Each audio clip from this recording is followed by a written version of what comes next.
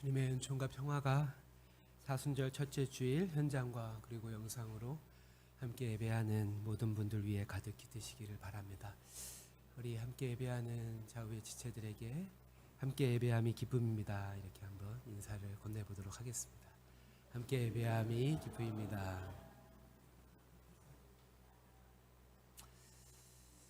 기도위원께서도 언급해 주신 대로 구정 연휴까지 다 지나고 어느새 2월의 마지막 주일입니다. 길고 또 추웠던 겨울이 정말 물러나고 이제는 봄이 오는 듯합니다. 특별히 자녀들의 졸업과 입학이라는 긴 여정의 끝과 새로운 시작을 맞이하는 교우분들에게 진심 어린 축하의 마음을 전합니다.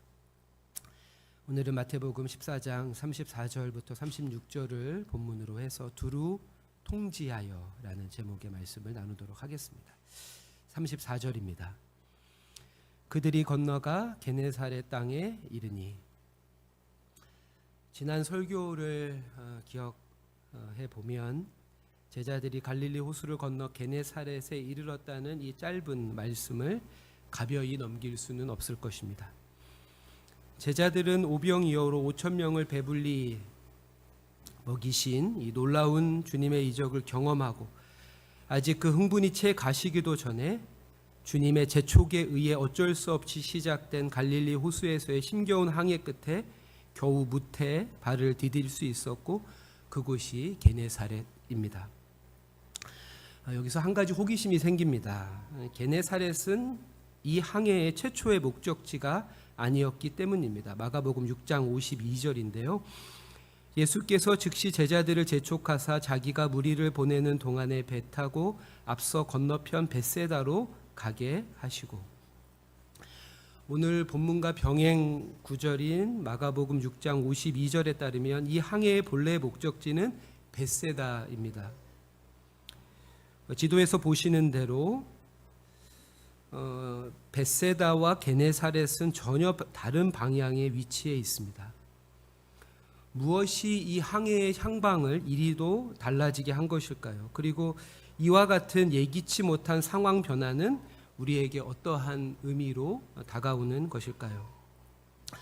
먼저 도착지가 달라지게 된 원인은 항해 중에 만난 심한 바람과 큰 파도를 쉽게 떠올릴 수 있지만 그 의미에 대해서는 본문에서 직접적인 답을 찾기 어렵습니다. 그러하기에 본문의 맥락과 두 도시 벳세다와 게네사렛의 특성 등을 종합적으로 고려해서 그 이유를 유추할 뿐입니다. 먼저 본문에 이르는 맥락을 살펴볼 필요가 있습니다. 마태복음 13장의 7개의 천국 비유 강화 이후 주님은 고향 나사렛에서 배척을 당하셨습니다. 그리고 엎친 데 덮친 격으로 자신과 제자들의 활동이 지역의 폭군인 안티파스의 귀에 들어갔다는 것을 알게 됩니다. 그는 수개월 전에 주님의 길을 예비하며 백성에게 존경받았던 세례 요한을 참수한 자였습니다. 그렇게 오병이어 사건 이후에 주님은 제자들로 하여금 벳세다로의 항해를 재촉하시는데 왜 하필 그 장소가 벳세다였을까요? 지도에서 다시 보시는 대로 이곳 벳세다는 안티파스의 영지가 아니라 그의 이복 형제 중 비교적 온순한 것으로 알려진 빌립의 영지이기 때문입니다. 주님은 오병이어라는 큰 이적이 불러올 더 큰 위협을 염려해서 안티파스의 영향력 밖에 있는 조금은 안전한 곳으로 제자들을 먼저 피신한 것으로 볼 수 있습니다. 그런데 바람이 주님과 제자들이 탄 배를 벳세다가 아닌 게네사렛으로 이끌어 간 것입니다. 혹 때려다가 혹 붙였다라는 말처럼 이곳 게네사렛은 안티파스의 영지일 뿐 아니라 안티파스가 거주하는 수도 티베리아스와도 인접한 곳으로 적진을 피하려다가 적진의 한복판으로 들어간 셈이 됩니다. 그렇게 오병이어와 물 위를 걸으신 일, 그리고 이어서 오늘 본문에 주님의 옷자락을 만진 모든 이들이 병에서 고침을 받은 놀라운 이적들이 연이어 기록되고 있음에도 불구하고 이 모든 표적들이 하나같이 가리키고 있는 것은 세례 요한의 비극적인 죽음과 같이 하나님의 구원을 완성하시기 위해 주님이 지셔야 할 십자가, 즉 순환과 죽음이라는 점을 결코 잊어서는 안 됩니다. 오늘 본문의 배경이 되는 게네사렛에 대해서 알아보도록 하겠습니다. 게네사렛은 갈릴리 호수의 북서쪽, 시계로 표시하면 10시 방향에 위치하며 그곳의 비옥한 토양은 호두나무와 종려나무, 무화과와 올리브와 같이 당시 여러모로 유용한 식물들의 생장에 매우 적합했습니다.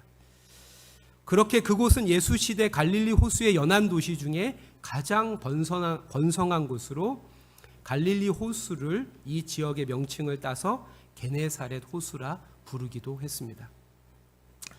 이 지역은 토양만 비옥한 것이 아니었습니다.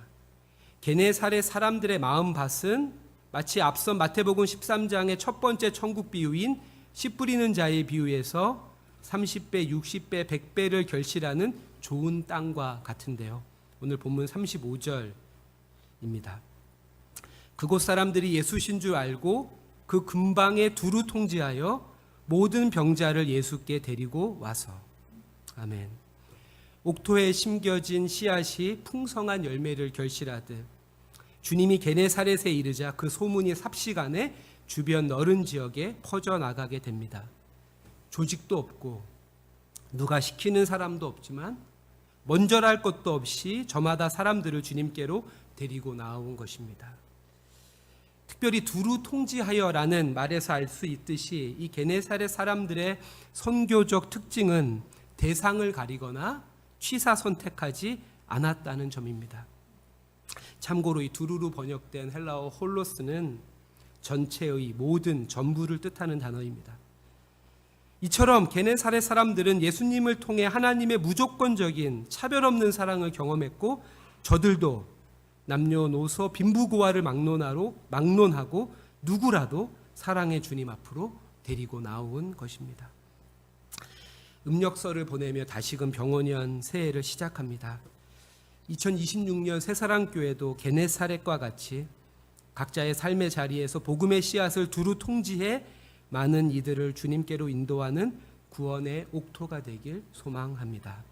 36절입니다. 우리 같이 한번 읽어보도록 할까요? 시작. 다만 예수의 옷자락에라도 손을 대게 하시기를 간구하니 손을 대는 자는 다 나음을 얻으니라. 아멘.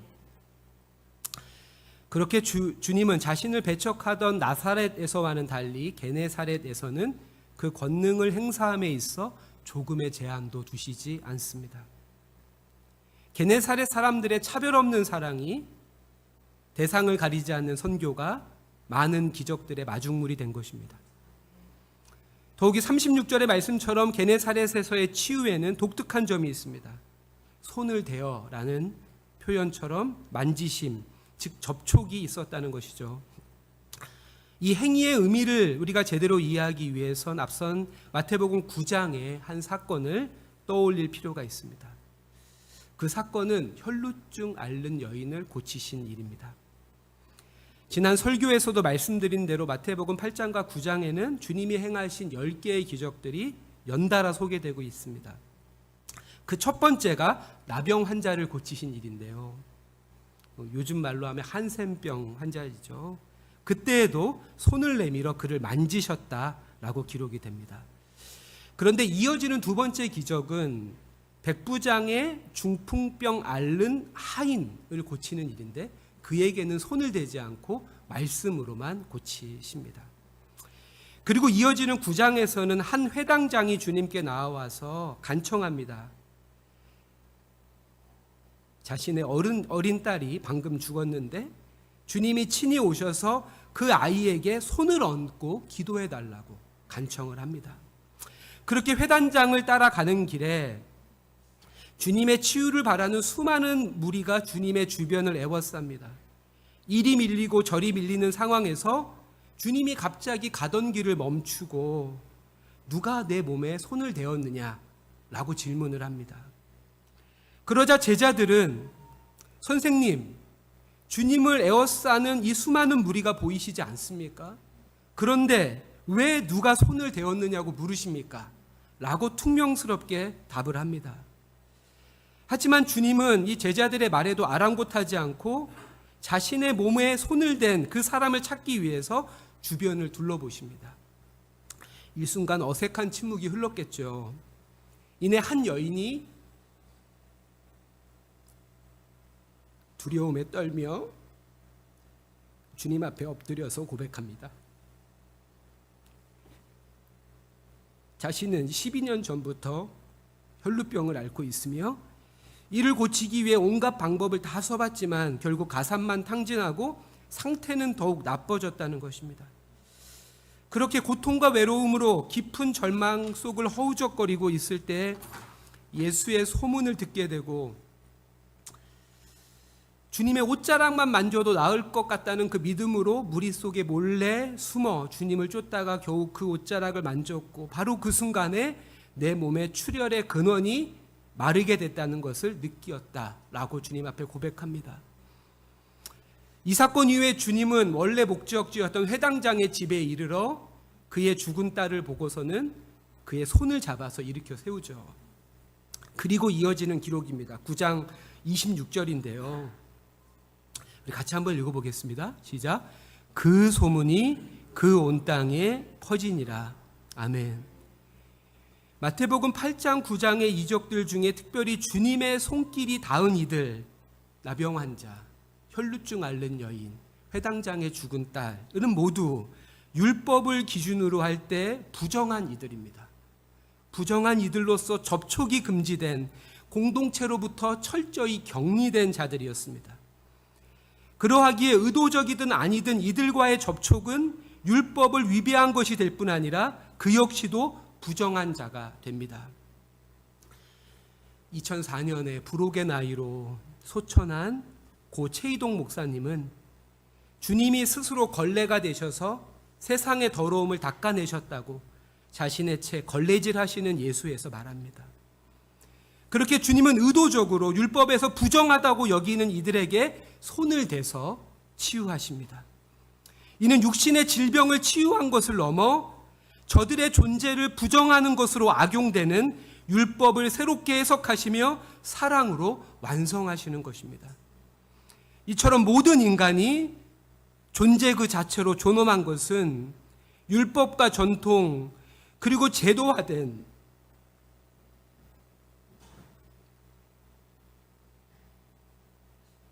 교회의 교리를 수호하는 것보다 더 중요하며 이는 모든 교회와 모든 그리스도인들의 최우선적인 사명이 되어야 합니다.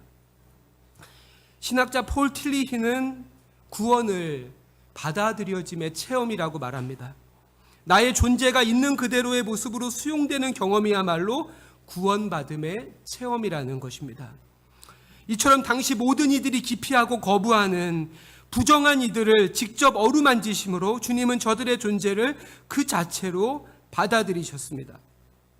그렇게 주님께서 부정한 이들의 육체의 질병뿐 아니라 저들을 사회와 공동체로부터 소외시키는 율법의 빗장을 여셨다는 소문이 갈릴리 온 땅에 퍼져나가게 된 것입니다.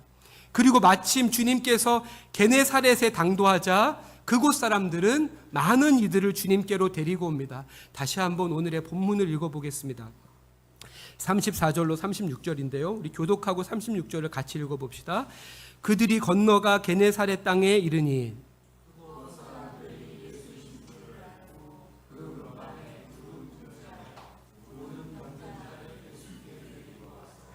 다만 예수의 옷자락에라도 손을 대게 하시기를 간구하니 손을 대는 자는 다 나음을 얻으니라. 아멘. 이 말씀에서 가장 중요한 표현은 손을 대어입니다. 여기서 손을 대다로 번역된 합토는 단순히 신체적인 접촉을 넘어서 소속되다, 관계하다라는 뜻입니다.